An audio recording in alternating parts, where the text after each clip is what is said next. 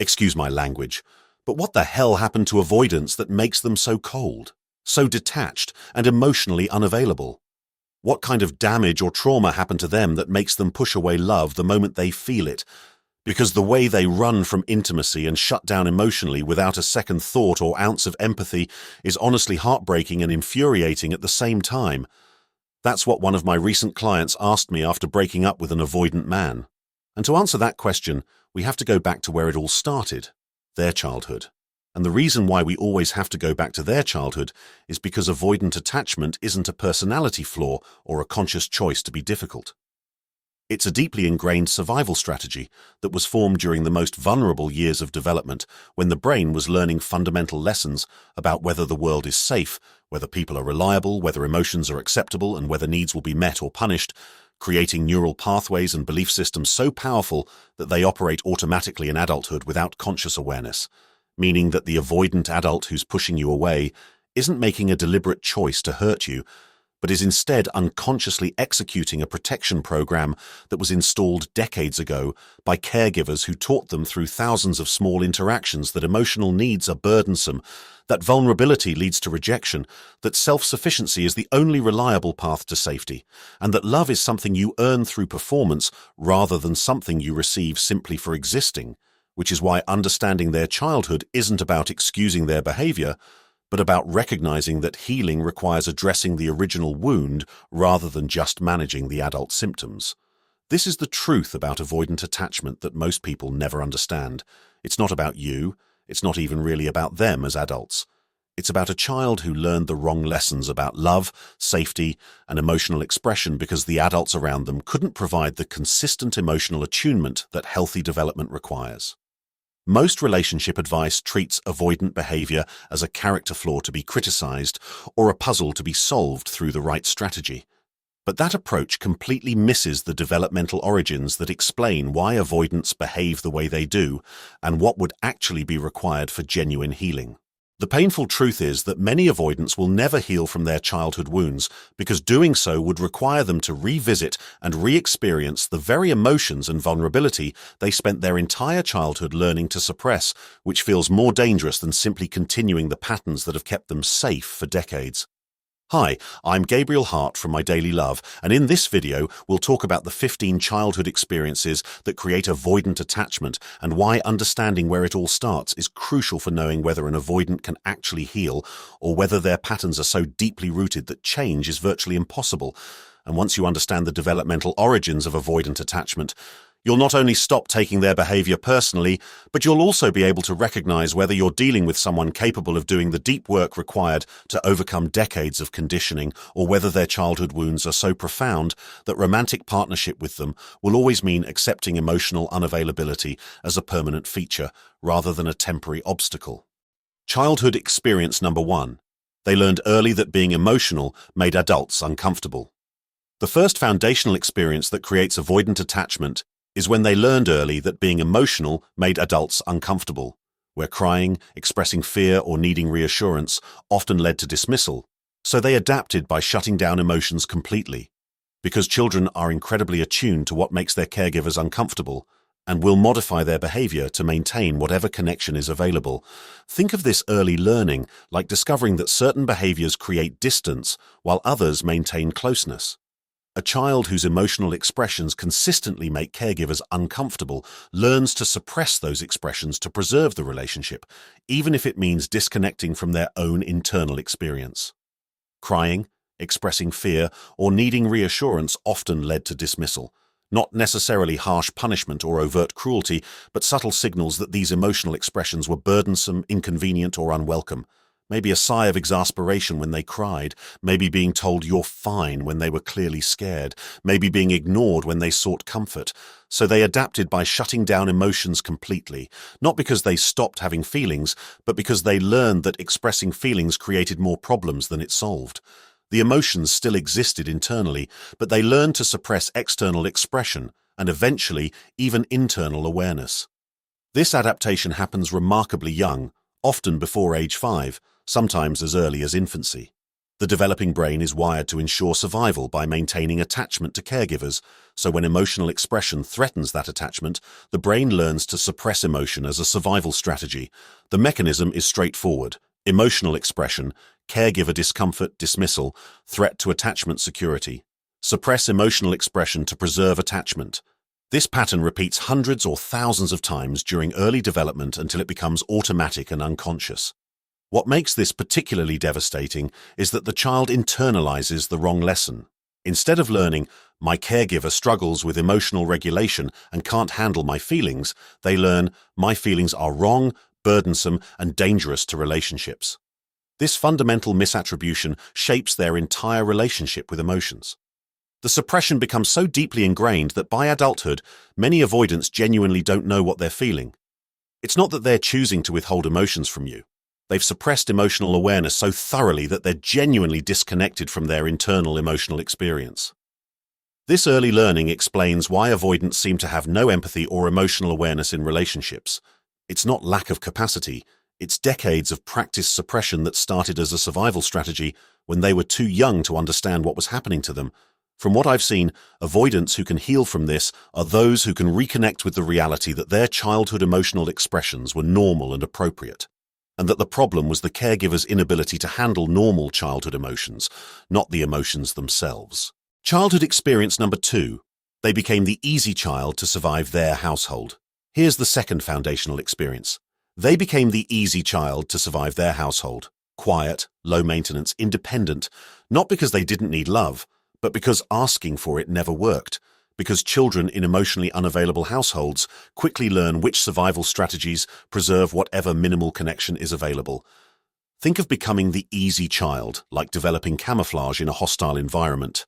The child learns to minimize their presence, their needs, their demands for attention, because visibility and need expression lead to negative outcomes, while invisibility and self-sufficiency lead to relative peace.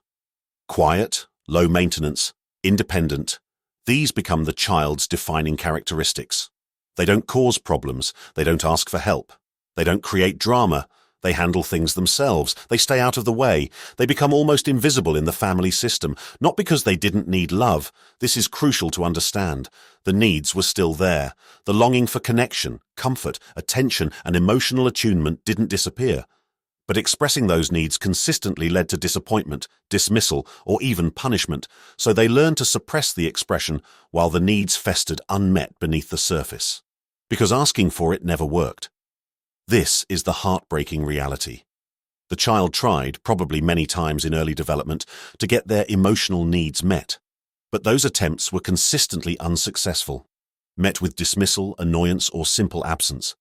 Eventually, the child stops trying, not because the needs disappeared, but because the pattern of disappointment became unbearable. The easy child adaptation is actually incredibly sophisticated emotional labor performed by a developing brain. The child is managing not just their own emotions, but also the family system's emotional equilibrium by minimizing their own needs to avoid creating disturbance. Parents often praise this adaptation. You're so easy. You're no trouble at all. I wish your siblings were like you. This praise reinforces the adaptation, teaching the child that their value comes from not having needs rather than from being loved regardless of needs. What the child learns is that love and approval come from being low maintenance, from not burdening others, from handling everything independently.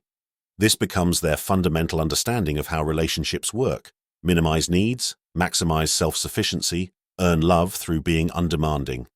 The tragedy is that the easy child is actually a child in deep emotional distress who has learned to hide that distress so effectively that even they lose awareness of it. By the time they reach adulthood, the suppression is so complete that they genuinely believe they don't have needs, rather than recognizing they learned to hide needs that were never met. This explains why adult avoidants seem so independent and self-sufficient to the point of being unable to accept help or support. It's not preference. It's survival strategy from childhood that never got updated because it worked. It preserved whatever minimal connection was available in their family system. The path to healing requires recognizing that being easy was a trauma response, not a personality trait, and that having needs is not burdensome but simply human. But this recognition requires dismantling an identity that's been reinforced for decades. Childhood experience number 3. They grew up with caregivers who were physically present but emotionally absent.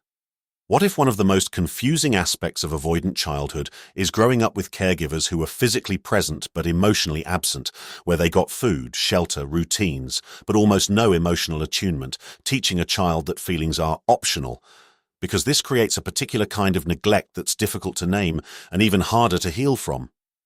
Think of physical presence without emotional attunement, like living in a house with roommates rather than family. The practical needs are met. There's food, shelter, physical safety. But there's no emotional connection, no attunement to internal states, no genuine seeing of the child's emotional experience. They got food, shelter, routines. The practical aspects of caregiving were handled. They weren't starving or homeless. They had structure and routine. From the outside, everything looked fine. But emotional caregiving was absent or minimal, but almost no emotional attunement. No one was checking in on how they felt.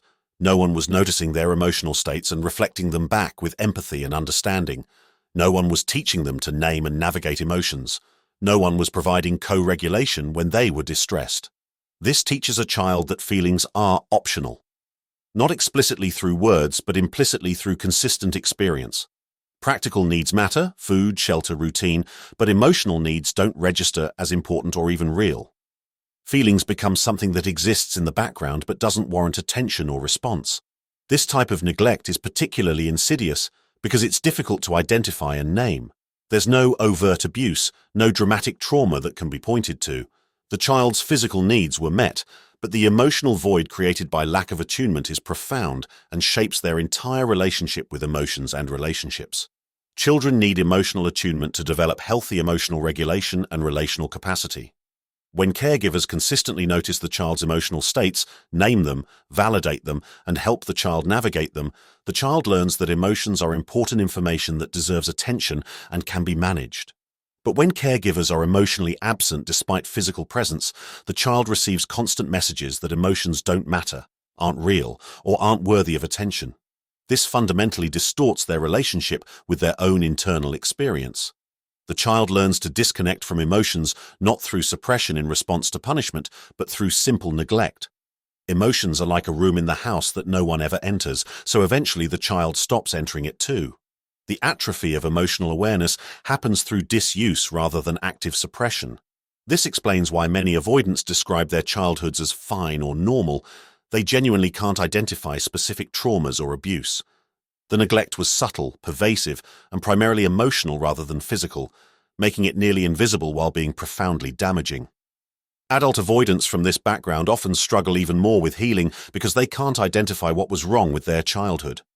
Without a clear wound to address, they continue believing that disconnection from emotions is normal rather than recognizing it as adaptation to profound emotional neglect. The healing requires recognizing that emotional attunement is not optional luxury, but developmental necessity, and that its absence, even when physical needs were met, constitutes genuine neglect with lasting consequences that deserve recognition and repair. Childhood experience number 4. They learned love was conditional on performance. The fourth foundational experience is learning that love was conditional on performance, where good grades, good behavior, being strong determined whether they received approval, teaching them that their worth came from what they did, not who they were, because conditional love creates profound insecurity about inherent worthiness that manifests as avoidant patterns in adulthood. Think of conditional love like a transaction where affection, approval, and attention must be earned through achievement or behavior rather than being given freely based on the child's inherent worth as a person. The child learns they are only valuable when performing to standards. Good grades, good behavior, being strong, these became the conditions for receiving whatever minimal affection or approval was available. When they achieved, behaved perfectly, or demonstrated strength, they received positive attention. When they failed, struggled, or showed weakness, affection and approval were withdrawn. Their worth came from what they did, not who they were. This is the fundamental misunderstanding that shapes their entire sense of self. Instead of learning, I am inherently worthy of love simply by existing, they learned, I must earn worthiness through performance and achievement. This creates a particular kind of insecurity where the child, and later the adult, believes they must constantly prove their value through achievement, competence, and self-sufficiency. Rest, vulnerability, or imperfection threaten their sense of worthiness because worth is tied to performance rather than being. The mechanism works through intermittent reinforcement. When they perform well, they receive approval and attention. When they don't, approval is withdrawn. This teaches them that love is not stable or inherent, but must be continually earned through meeting standards and expectations. Many avoidants from this background become high achievers, perfectionists, or workaholics, not because they're ambitious, but because their sense of worthiness is tied to achievement. Stopping, resting, or being imperfect feels like losing their value as a person. In romantic relationships, this manifests as difficulty receiving love that's not tied to what they do or provide. They struggle to believe they're lovable simply for being themselves, so they either overfunction, trying to earn love through providing, fixing, achieving, or withdraw, believing they can't earn love, so why try? The conditional love also explains why avoidants struggle with vulnerability. Showing weakness, need, or imperfection was punished through withdrawal of affection in childhood. So as adults, vulnerability feels existentially dangerous. It threatens the performance-based worthiness system they've built their entire identity around. What makes this particularly difficult to heal is that performance-based worthiness often leads to external success, which reinforces the pattern. See, it works. I achieve things and people respect me. But the internal emptiness and relationship struggles reveal that external achievement can't fill the void left by absence of unconditional love. The healing requires internalizing a fundamentally different belief, that worthiness is inherent rather than earned, that love can be given freely rather than only in exchange for performance, that being is as valuable as doing. But this requires dismantling a worthiness system that's been operating for decades. From what I've seen, avoidants who can heal from this are those who can differentiate between achievement, which is good, and performance-based worthiness, which is toxic, learning to pursue goals from genuine interest rather than from desperate need to prove their right to exist and be loved. Childhood experience number 5. They were praised for self-sufficiency too early. Here's a particularly insidious childhood experience. They were praised for self-sufficiency too early, where you're so mature, you don't need help, and you're so independent became praise that actually became their prison. Because celebrating independence in a child who should still be dependent teaches them that needing others is failure, rather than normal human experience. Think of premature praise for self-sufficiency like celebrating a 5-year-old for never crying, never asking for help, and handling everything alone. What looks like admirable maturity is actually developmental disruption, where the child is forced into independence before they've developed the secure attachment that makes healthy independence possible. You're so mature. This sounds like a compliment, but when said to a young child, it's often a parentification dynamic where the child is forced into premature emotional self-regulation because the caregiver can't or won't provide appropriate support. The maturity is actually trauma response. You don't need help. Again, this sounds positive, but it teaches the child that needing help is shameful or weak, that self-sufficiency is the only acceptable state, that asking for support means failure. The child learns to struggle alone rather than seeking appropriate help when needed. You're so independent. The ultimate praise for the avoidant child, reinforcing the pattern that's actually harming their development. Independence celebrated too early becomes isolation. Self-reliance becomes inability to trust others. Strength becomes inability to be vulnerable. That praise became their prison. The very qualities that earned them approval and made them the good child became the walls that prevent genuine intimacy and connection in adulthood. They can't ask for help, can't show vulnerability, can't admit need without feeling they're failing at being the independent person they were praised for being. The developmental truth is that healthy independence emerges from secure attachment. Children need to depend on caregivers for emotional regulation, support, and attunement before they can develop genuine self-sufficiency. Forcing independence before this foundation is built creates pseudo-independence. It looks functional but is actually defensive. What the child needed was, "I'm here when you need me," combined with age-appropriate autonomy. What they got was, "You don't need me, you're so independent," which felt like abandonment disguised as praise. The child learned that needing the caregiver was unwelcome, so they stopped showing need even when it was developmentally appropriate. This explains why adult avoidants struggle so profoundly with interdependence. They were trained that independence equals sign good and dependence equals sign bad, when the reality is that healthy relationships require both. The capacity for both autonomy and appropriate dependence, for both self-sufficiency and mutual support. The prison of premature independence shows up in adult relationships as inability to ask for help, inability to show vulnerability, inability to lean on partners even when struggling, because all of these feel like failing at the independence that was their only source of worth and approval in childhood. The healing requires recognizing that the praised independence was actually abandonment, that needing others is not weakness, but human design, that interdependence is healthier than isolated self-sufficiency. But this requires rejecting the identity that earned them approval and safety throughout childhood.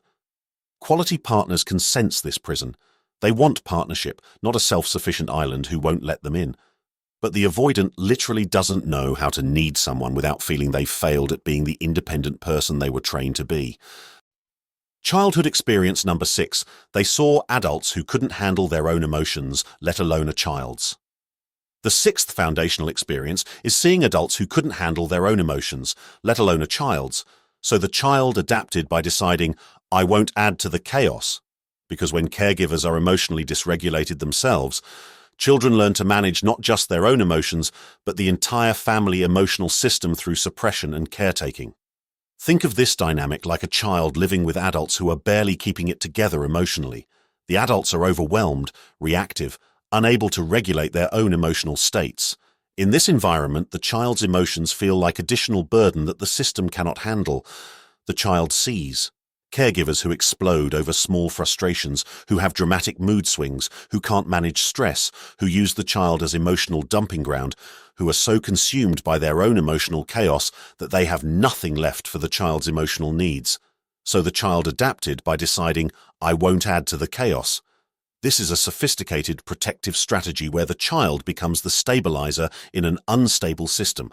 They suppress their own needs and emotions to avoid adding to the household emotional instability they're witnessing.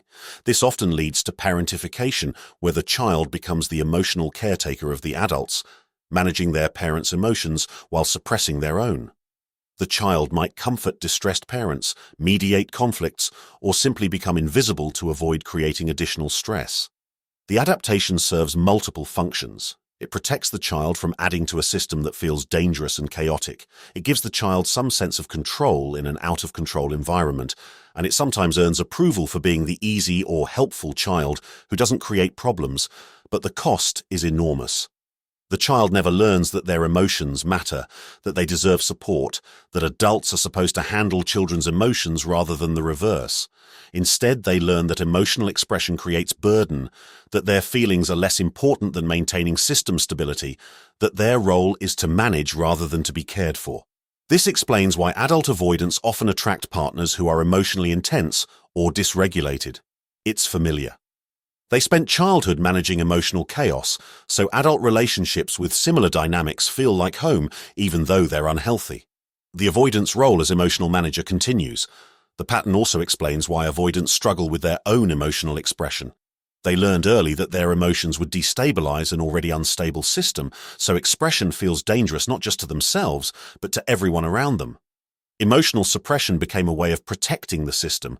In adult relationships, this manifests as over-functioning emotionally, managing the partner's emotions while suppressing their own, inability to express needs, learned that needs burden already overwhelmed people, and attraction to chaos, familiar from childhood even though unhealthy.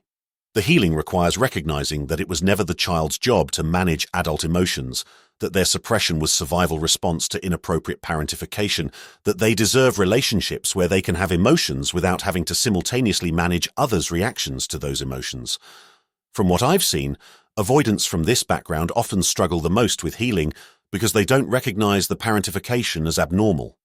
They think emotional caretaking while suppressing self is simply what relationships require, having never experienced relationships where emotional support is bi-directional rather than one way.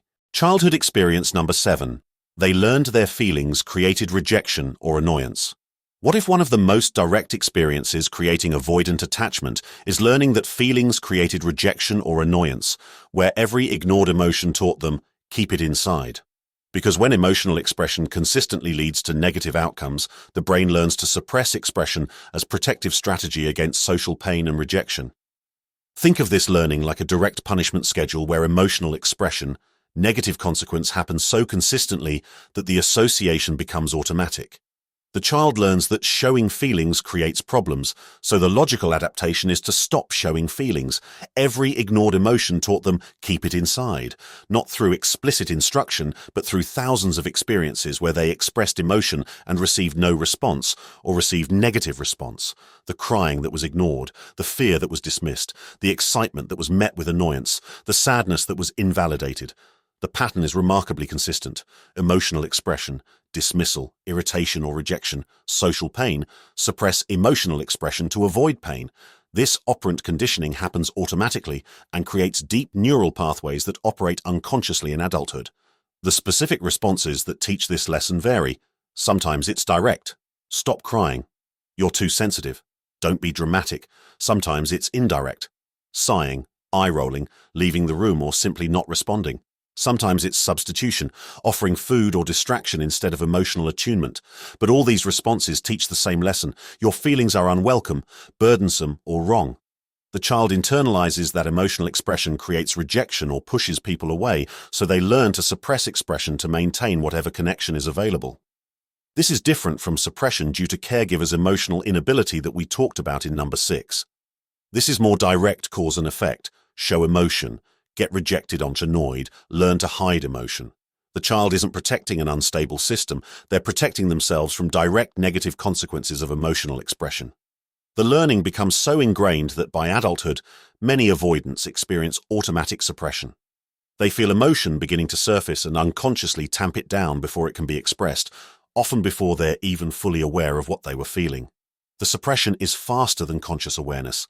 This explains why avoidants seem emotionless or robotic in relationships.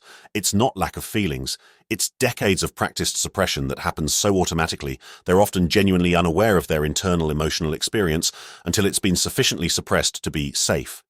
In adult relationships, this manifests as inability to express emotions even when they want to, unconscious suppression that happens faster than awareness, and deep fear that emotional expression will lead to rejection just like it did throughout childhood. The fear is pre-verbal and automatic, making it resistant to rational intervention. The partner of an avoidant often experiences this as the avoidant not caring or having no feelings. But the reality is the feelings exist. They're just locked behind decades of conditioning that emotional expression equals sign rejection. The suppression isn't choice, it's trauma response. The healing requires creating enough safety and repetition of new pattern, emotion expressed, acceptance, support, to override the old pattern, emotion expressed, rejection, annoyance. But this requires thousands of positive experiences to counteract thousands of negative ones from childhood, which is why healing is slow and requires tremendous patience. Quality partners who understand this can provide the consistent acceptance that allows avoidants to slowly learn that emotional expression is safe. But many relationships don't survive the years of patience required for this reconditioning to occur, especially when the avoidant can't even articulate what they need because the suppression is unconscious. Childhood experience number 8. They developed hyper-competence to feel safe. The 8th foundational experience is developing hyper-competence to feel safe, where, if I can do everything myself, I'll never be disappointed, becomes their operating system. Because when emotional needs consistently go unmet, children shift to meeting their own practical needs as the only reliable source of security and control. Think of hyper-competence like building a fortress of self-sufficiency where every skill mastered, every problem solved independently, every need met without help, adds another brick to the wall, protecting against the vulnerability of depending on unreliable others. If I can do everything myself, I'll never be disappointed. This becomes the unconscious operating principle. Since depending on others led to consistent disappointment in childhood, needs unmet, promises broken, support absent, the logical adaptation is to eliminate dependence through becoming completely self-sufficient in every possible domain. Avoidants don't avoid people, they avoid disappointment. This is crucial to understand. The withdrawal from relationships isn't about disliking people, it's about protecting against the pain of unmet needs and broken expectations. Self-sufficiency becomes armor against vulnerability. The hyper-competence develops across multiple domains: emotional, self-regulation without support; practical, solving problems independently; financial, never relying on others for resources; decision-making, not seeking input or advice. Every area of potential dependence becomes an area to master independently. This competence is often celebrated and rewarded. The child who can handle everything alone, who never needs help, who solves their own problems, they're seen as mature, responsible, capable.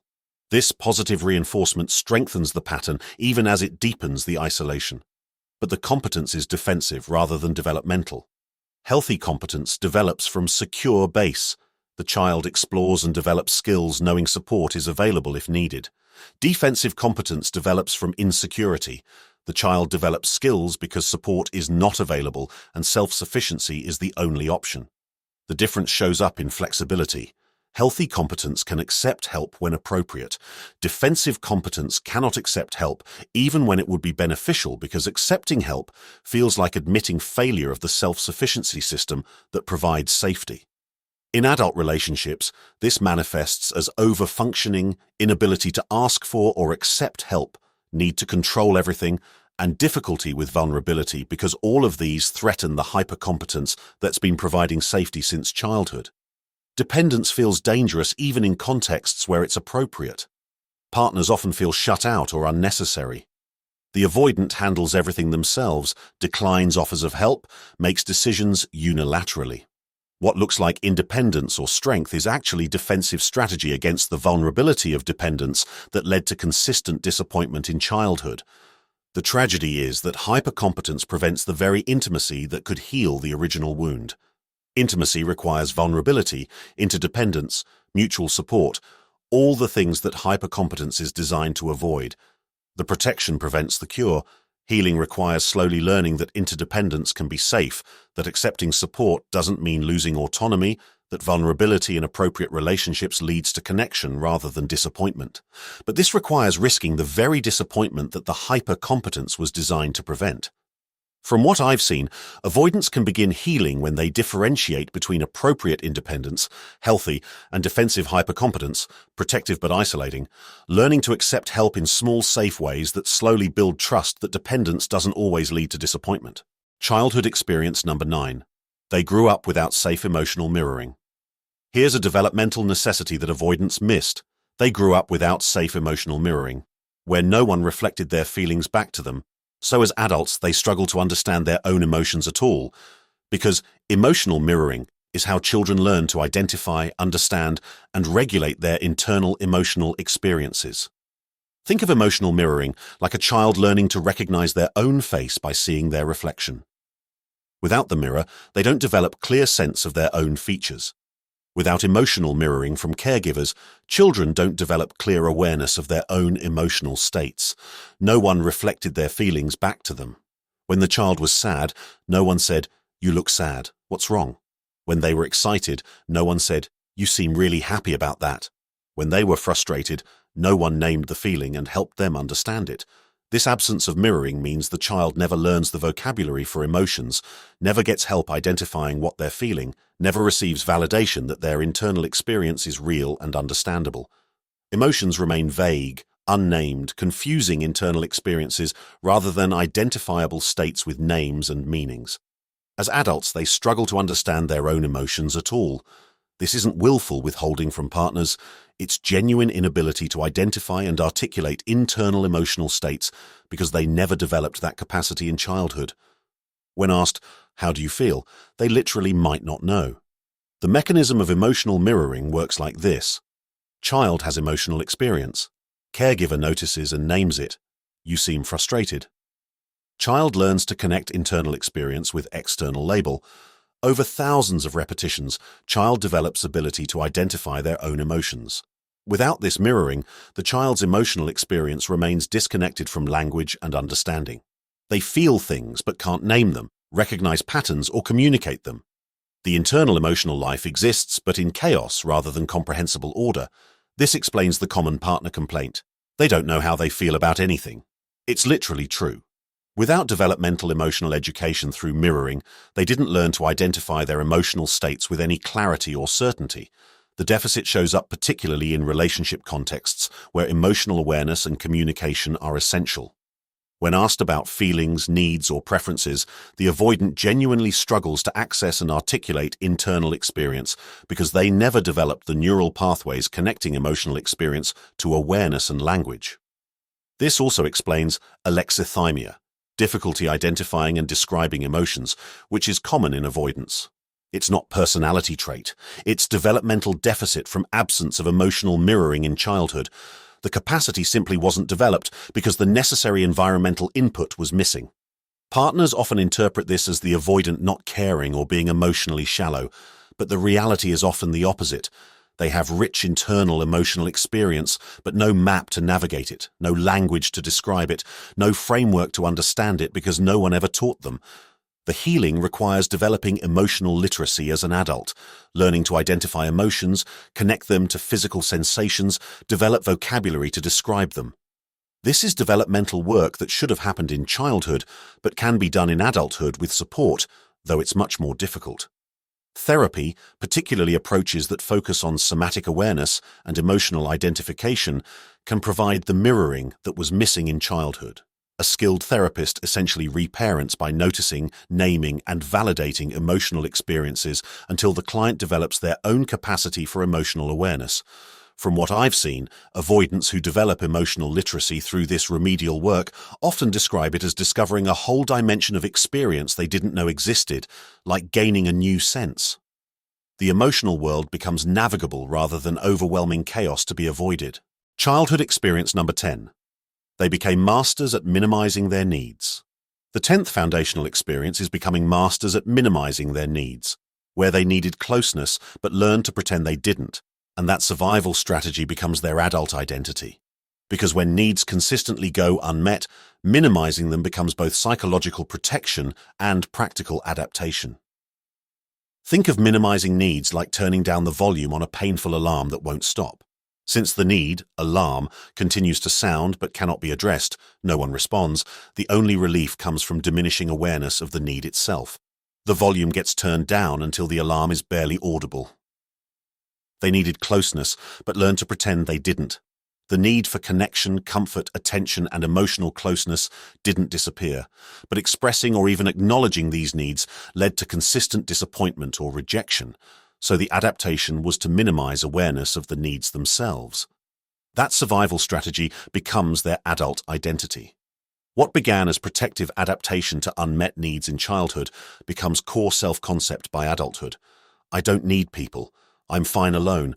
I don't need help. I don't need emotional support. The minimization is so complete, they believe it's who they are rather than what they learned to survive. The mechanism is psychological defense. The pain of unmet needs is unbearable, so the mind protects itself by minimizing awareness of the needs. If I don't need anything, I can't be disappointed by not receiving it.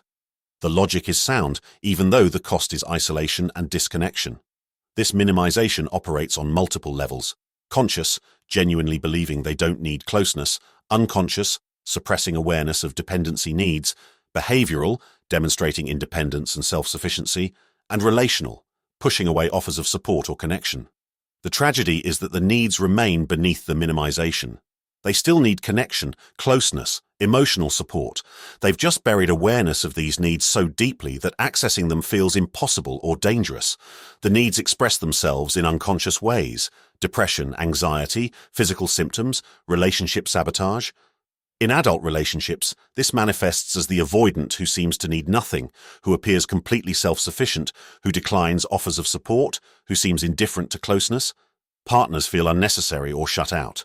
But the truth is the needs exist. They're just inaccessible to the avoidant themselves. This creates a painful paradox. The avoidant needs connection, but cannot acknowledge or pursue it. They enter relationships because the need exists, but push away closeness because minimizing needs is how they stay safe. The push-pull is their internal conflict externalized. The minimization also explains why avoidants often don't recognize their own needs until a relationship ends. Suddenly, the supports they didn't realize they were receiving are gone, and the needs they minimized become undeniable. This is when the Phantom X phenomenon happens. They realize what they lost only after losing it. The healing requires slowly, safely acknowledging that needs exist and are legitimate. This is terrifying for avoidance because it means removing the protection that minimization has provided since childhood.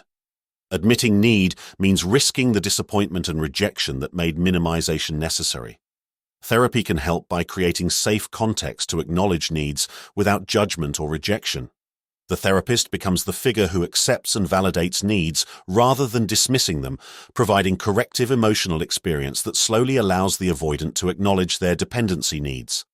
Partners can support this by respecting the avoidant's stated independence, while also consistently offering support without pressure, creating an environment where needs can be acknowledged and met without the catastrophic consequences the avoidant unconsciously expects.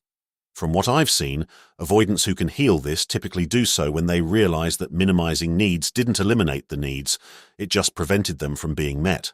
The pain they were avoiding through minimization stayed with them as loneliness and disconnection.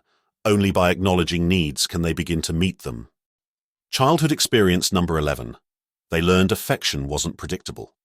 What if one of the most destabilizing childhood experiences for avoidants was learning affection wasn't predictable, where some days were warm, some days were cold, so they stopped depending on it, because unpredictable emotional availability teaches children that connection is unreliable and that protecting against disappointment is safer than hoping for consistency. Think of unpredictable affection like trying to navigate using a compass that points different directions each day. Eventually, you stop relying on the compass and learn to find your way without external guidance, even though this makes navigation much more difficult and lonely. Some days warm, some days cold. The caregiver's emotional availability fluctuated based on their own mood, stress, or other factors having nothing to do with the child. Some days the caregiver was warm, affectionate, attentive. Other days the same caregiver was cold, distant, irritated by the same behaviors that were welcomed the day before. So they stopped depending on it. The child learns that they cannot predict whether their bids for connection will be met with warmth or rejection, whether emotional expression will be welcomed or dismissed. Since reliability cannot be counted on, the adaptation is to stop counting on it entirely. This unpredictability is particularly destabilizing because it prevents the child from developing coherent strategies for getting needs met. With consistent rejection, at least the child can adapt by suppressing needs. With consistent warmth, the child can safely depend. But with inconsistency, no strategy works reliably. The psychological term for this is anxious avoidant attachment or disorganized attachment in its severe form, where the child wants connection but cannot predict whether approaching the caregiver will result in comfort or rejection. The unpredictability creates simultaneous desire for and fear of connection. Many avoidants experience this inconsistency rather than consistent rejection. The caregiver wasn't always unavailable, they were unreliably available. This actually makes healing harder because the intermittent reinforcement, sometimes getting needs met, created stronger conditioning than consistent rejection would have. In adult relationships, this manifests as difficulty trusting consistency even when partners are reliable. The avoidant unconsciously expects the warmth to disappear, waits for the cold to return, interprets temporary distance as confirmation that affection was never reliable. They protect against anticipated disappointment. The unpredictability also explains the avoidant's own hot-cold pattern in relationships. They're replicating what they learned. Connection is intermittent, warmth is temporary, distance is inevitable. They give warmth when they feel safe, then withdraw when vulnerability feels threatening, recreating the inconsistent pattern they experienced. Partners often feel confused by this inconsistency. Sometimes they're so close and loving, then suddenly cold and distant. I never know which version I'm getting. They're experiencing the same unpredictability the avoidant experienced in childhood, now externalized in the relationship. The healing requires experiencing sufficient consistency over time that the avoidant's expectation of unpredictability can be challenged and updated. This requires patient, reliable partners who don't punish withdrawals, but also don't chase during them, simply remaining consistently available without pressure. But this healing timeline is often longer than most relationships survive. The avoidant needs hundreds or thousands of consistent experiences to override the unpredictable patterns learned through thousands of inconsistent experiences in childhood. Few partners have the patience for this timeline. From what I've seen, avoidants who heal from this pattern often do so in long-term relationships with exceptionally patient, secure partners who can maintain consistency even through the avoidance testing, unconscious or conscious, of whether the reliability is real or temporary. Childhood experience number 12. They were taught directly or indirectly. Strong means silent. The 12th foundational experience is being taught that strong means silent, where emotional suppression became their version of resilience. Because when strength is equated with not showing weakness and weakness is equated with emotional expression, children learn that the only acceptable way to be strong is to be emotionally shut down. Think of this teaching like indoctrination into a specific code of conduct where emotional expression is weakness, stoicism is strength, vulnerability is failure, and the only acceptable presentation is unaffected competence regardless of internal experience. The teaching comes in multiple forms: direct, don't cry, be strong, toughen up, only babies show feelings, and indirect, modeling by caregivers who never show emotion, rewarding emotional suppression, showing disappointment when child displays emotion. Emotional suppression became their version of resilience. Instead of learning that resilience means feeling emotions fully while continuing to function, they learned that resilience means not feeling, or at least not showing emotions under any circumstances. Strength became synonymous with emotional shutdown. This is particularly common in families where traditional masculinity is emphasized, though it can occur in any family system that values stoicism and emotional control over emotional expression and processing. The child learns that the way to be admirable, strong, and capable is to never let emotions show. The devastating part is that this actually prevents development of genuine resilience. Real emotional resilience comes from experiencing difficult emotions, processing them, and recovering, developing confidence that you can handle emotional experiences. But avoidants never develop this because they avoid the experiences entirely. Instead, they develop pseudo-resilience, appearing unaffected while actually being profoundly affected, but suppressing all expression and often even awareness. This looks strong from outside, but is actually fragile because it depends on continued successful suppression rather than on genuine capacity to process difficulty. In adult relationships, this manifests as inability to show vulnerability, even in contexts where vulnerability is appropriate and would create intimacy. The avoidant cannot cry, cannot admit fear, cannot express uncertainty, because all of these violate the strong means-silent code they internalized. Partners often interpret this as the avoidant being cold, unemotional, or uncaring, but often the opposite is true. They're feeling intensely but cannot show it because showing weakness violates their core identity as strong person. The suppression is allegiance to internalized code, not lack of feeling. The irony is that genuine strength includes capacity for appropriate vulnerability, the ability to acknowledge difficulty, express emotion, ask for support when needed. These require more courage than suppression. But the avoidant never learned this because they were taught the opposite. The code also prevents them from admitting when they need help, when they're struggling, when they're overwhelmed. All of these would be admissions of weakness, violations of strong means silent, so they struggle alone even when support is available, reinforcing their isolation. Healing requires challenging the fundamental equation. Strength is not emotional suppression. This means learning that vulnerability is courage, that expressing emotion is strength, that asking for help is wisdom. But this requires dismantling a value system that's been core to identity since childhood. This is particularly difficult for avoidants because the strong means silent identity often brought them approval, respect, and success in certain contexts.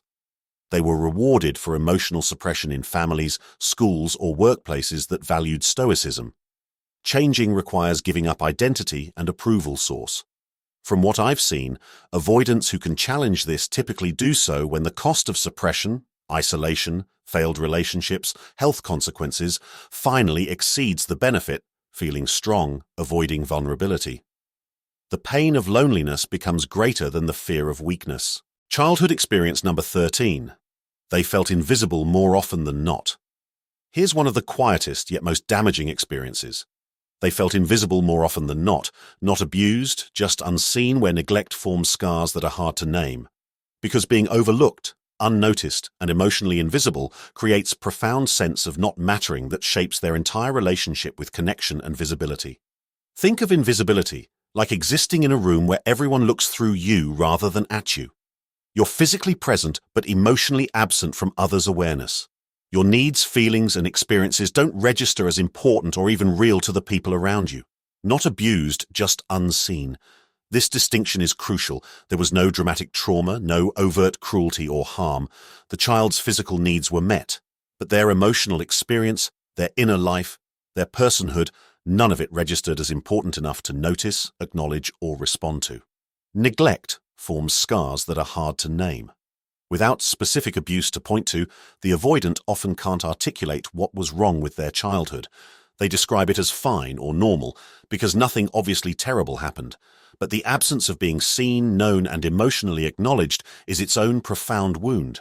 The invisibility shows up in specific ways. Caregivers who don't notice the child's emotional states, who don't ask about their day or their experiences, who don't show interest in their thoughts or feelings, who treat them as part of the background rather than as a person worthy of attention and curiosity. This teaches the child that they are not inherently interesting, important, or worthy of attention. Their internal experience doesn't matter to others. Who they are beneath the surface is irrelevant. Only their external compliance and functionality matters. The child adapts by reinforcing their own invisibility, becoming quieter, less demanding of attention, more comfortable in the background. This creates self-fulfilling prophecy where their invisibility becomes more complete because they stop making bids for visibility that consistently go unmet. In adult relationships, this manifests as difficulty believing that partners genuinely care about their internal experience. Even when partners express interest, the avoidant struggles to believe it's genuine because they learned early that they're not interesting enough to warrant curiosity or attention. The invisibility also explains why avoidants often seem fine with lack of communication or check-ins. They learn not to expect others to wonder about them, notice their absence, or care about their experience. Being invisible is normal. Being seen is foreign and uncomfortable. Partners often struggle to connect with avoidants who won't share their internal experience, but the avoidant genuinely doesn't believe anyone actually wants to know. The idea that their thoughts, feelings, and experiences matter to another person feels foreign because it was never true in childhood. This creates painful dynamic where partner tries to show interest and the avoidant deflects or minimizes because being seen feels uncomfortable and unnatural. The visibility that would create intimacy feels exposing and dangerous to someone who learned safety in invisibility. The healing requires experiencing genuine curiosity and interest from others who don't give up when initially deflected. The avoidant needs to learn through repetition that someone actually does care about their internal experience, that they're worthy of being known, that visibility can feel good rather than threatening. But this requires patient partners who can continue expressing genuine interest without pressure, even when initially met with deflection or minimization. The avoidant is testing whether the interest is real or will disappear like it always did in childhood. From what I've seen, avoidants who heal from invisibility often describe it as slowly learning to exist more fully in relationships, sharing more of their internal experience, believing they matter to their partner, accepting that being known can be safe and even fulfilling rather than exposing and dangerous. Childhood experience number 14, they internalize the belief, needing someone will get me hurt. The 14th foundational experience is internalizing the belief that needing someone will get me hurt. So as adults, they bond slowly, cautiously, and often secretly. Because when dependency needs consistently led to disappointment, rejection, or pain in childhood, the core belief develops that needing others is inherently dangerous. Think of this belief like a fundamental operating rule that governs all relationship behavior. Need equals vulnerability equals pain, therefore avoid need to avoid pain. The equation is pre-verbal, unconscious, and drives behavior without the avoidant even recognizing it as belief rather than reality. Needing someone will get me hurt becomes core belief through thousands of experiences where needing led to bad outcomes. Needing comfort equals rejection. Needing help equals dismissal. Needing emotional support equals annoyance. Needing physical affection equals being pushed away. The pattern teaches need equals hurt. So as adults, they bond slowly, cautiously, and often secretly. Slowly because allowing need to develop feels dangerous, so they keep relationships superficial as long as possible. Cautiously because even slow bonding carries risk of need developing. Secretly because acknowledging attachment even to themselves feels vulnerable. The secret bonding is particularly important to understand. Many avoidants are bonding more than they show or even acknowledge to themselves. They care more than they express, need more than they admit, feel more than they display. But acknowledging these attachments would mean acknowledging need, which triggers the core belief, need equals hurt. This explains the common experience of avoidance seeming indifferent during relationships but falling apart after breakups. The need existed all along, but was kept secret even from themselves until the loss made it undeniable. The secret bond is revealed only in its absence. The core belief operates automatically and unconsciously. The avoidant doesn't consciously think needing this person will hurt me. They just feel discomfort, urge to distance, or anxiety when bonding deepens. The belief is executing in the background, outside awareness. In adult relationships, this manifests as extreme slowness in commitment, difficulty acknowledging feelings, inability to express need, and tendency to downplay the importance of relationships even when they're actually deeply attached. All of these protect against activating the need equals hurt belief. Partners often misinterpret this as the avoidant not caring or being uncommitted, but often the opposite is true. They care so much that it's terrifying because caring means vulnerability to being hurt. The more they care, the more they withdraw to protect against the anticipated hurt. The belief also becomes self-fulfilling. By withdrawing to protect against hurt from needing, they create distance that damages or ends relationships, confirming the belief that needing someone leads to pain from the breakup. They don't recognize that their protective behavior caused the outcome they feared. Healing requires slowly, carefully developing experiences that challenge the belief. Needing someone equals being supported rather than hurt.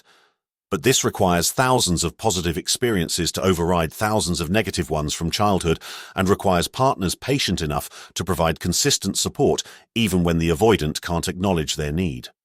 The challenge is that the avoidant can't ask for what they need to heal, consistent support through their neediness, because asking would require acknowledging need, which activates the very belief being healed. They need support they can't request because requesting would trigger the wound. This is why healing often requires therapeutic intervention rather than just supportive partners. Therapists can work with the belief directly, helping the avoidant recognize it as learned conclusion from childhood experiences rather than universal truth, creating cognitive space to challenge it. From what I've seen, avoidants who heal from this core belief often do so slowly over years, gradually learning that their belief, while true in childhood, isn't universal law. Some people can be needed without hurting. Some relationships can handle dependency without punishment.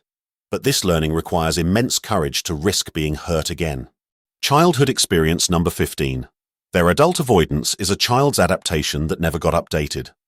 The final truth about avoidant attachment is that their adult avoidance is a child's adaptation that never got updated. They're not cold, they're not heartless, they're still using the survival system they built at age 5. Because what worked to keep a child safe in an emotionally unavailable household doesn't work to create intimacy in adult relationships, but the pattern continues because it's automatic and unconscious. Think of this like running software designed for a different operating system. The child developed specific strategies to survive their particular childhood environment, strategies that worked to preserve whatever minimal connection was available and to protect against overwhelming disappointment and pain. They're not cold. This is crucial to understand. The emotional distance, the withdrawal, the apparent indifference, these aren't personality traits or character flaws. They're protective strategies developed by a child who needed to protect themselves in an environment that wasn't safe for emotional vulnerability. They're not heartless. Beneath the protective strategies, there's usually enormous capacity for emotion, need, and connection. The heart is there. It's just buried under layers of protection that were necessary for survival in childhood, but are now preventing the very connection they actually need and want. They're still using the survival system they built at age 5. The strategies that helped them survive childhood, emotional suppression, minimizing needs, hyper-independence, withdrawal when vulnerability threatens, are still operating automatically in adulthood even though the environment has changed. The tragedy is that what kept them safe as children keeps them isolated as adults. The suppression that prevented rejection in childhood prevents intimacy in adulthood. The independence that protected against disappointment prevents partnership. The minimization of needs that reduced pain prevents needs from being met. The system never got updated because it worked. They survived childhood, developed competence, avoided being hurt too badly. The success reinforced the strategies even though the environment changed. The adult still operates as if they're in the childhood environment that created the need for these strategies. This explains why logic and reason often don't work with avoidance. You can explain that their withdrawal is damaging the relationship, that their suppression prevents intimacy, that their independence pushes you away. They might intellectually understand, but the protective system operates below rational thought in automatic patterns established before language developed. The updating requires more than insight. It requires thousands of new experiences that teach different lessons. The brain needs to learn through repetition. Vulnerability doesn't lead to rejection anymore. Needs can be met now. Dependence is safe with some people. Emotions won't overwhelm me or push others away. This is why healing is so difficult and takes so long. You're not just changing thoughts or behaviors, you're updating neural pathways established in early childhood through thousands of formative experiences. The updating requires comparable number of corrective experiences. Partners often underestimate this timeline and difficulty. They think love, patience, or the right approach will quickly heal decades of conditioning. But the reality is that changing attachment patterns requires years of consistent corrective experience, often with professional therapeutic support. The most hopeful aspect is that the system can be updated. Neuroplasticity means the brain can learn new patterns throughout life. But it requires awareness, recognizing the patterns as learned adaptations, not reality, motivation, willingness to do difficult work, support, therapeutic or relational, and time, years, not months. Many avoidants never update the system because they don't recognize it as adaptation that needs updating. They think this is who I am, rather than this is what I learned to survive. Without recognizing the patterns as learned rather than inherent, there's no motivation to change them. Others recognize the patterns but can't tolerate the vulnerability required for updating. Challenging the protective system means risking the very outcomes the system was designed to prevent: rejection, disappointment, overwhelming emotion. This feels existentially dangerous even when rationally understood as necessary for growth.